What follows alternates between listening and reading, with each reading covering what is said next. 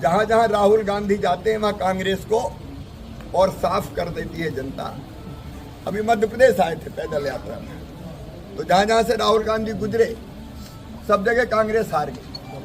अगर कांग्रेस को हराना है तो राहुल गांधी को भेज दो और किसी की जरूरत ही नहीं। और मोदी जी के नेतृत्व में भारतीय जनता पार्टी एनडीए जो हमने टारगेट तय किया है 400 प्लस का, वो सीटें प्राप्त करके अब तक का सबसे बड़ा बहुमत प्राप्त करेगी।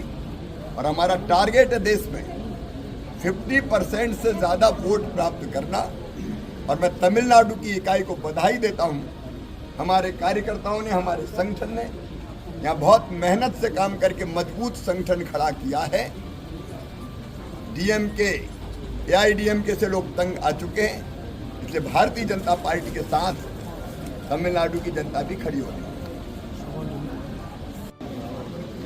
और मैं दावे के साथ ये कह रहा हूँ,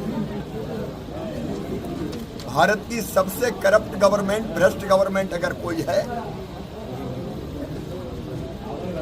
तो वो स्टालिन सरकार है। अब ये ऐसी सरकार है कि जिसके एक मंत्री जेल में है और एक मंत्री बेल पर है। ये जेल में भी है, ये बेल पर भी है, और एक के बाद एक अनेकों घोटाले। डीएम के फाइल्स, अब ये तो मैंने तमिलनाडु में ही आके देखा। डीएम के फाइल 1, 2, 3, करप्शन की होड़ मची हुई है। सबसे तकलीफ की बात यह है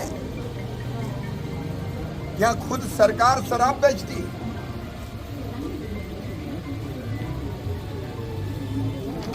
सरकारी अफसर इस काम में लगे हैं, शराब बेचो, ज्यादा से ज्यादा बेचो। परिवारों को तबाह करने का पाप ये सरकार कर रही है। मध्य प्रदेश में हमारी सरकार थी, अभी भी है,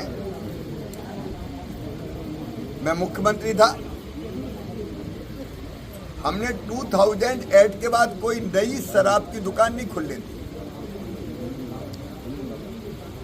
पुरानी थी, धीरे धीरे उनको कम किया। और शराब पीने के जो अहाते होते हैं, जहां बैठ के पीते हैं लोग, उनको हमने बंद कर दिया। इसलिए कि शराब पीने के बाद जब गुजरते हैं सड़कों पे तो गलत हरकतें, छेड़ाछाड़ी करते हैं, जिससे माँ, बहन और बेटी को तकलीफ होती है। हमने कहा कोई ऐसे दारू के अहाते नहीं चलेंगे, अगर पीना है तो घर ले जाके पियो। घर पत्नी भी होती है और बच्चे भी होते हैं, तो पीने से आदमी घबराता, तो धीरे धीरे हमने कंजम्पशन कम किया शराब का। लेकिन यहां तो कई परिवारों को तबाह कर दिया गया। शराब माफिया, सैंड माफिया, अलग अलग घोटाला करने वाली ये सरकार अब आगे नहीं आएगी। जनता डीएमके और एआईडीएमके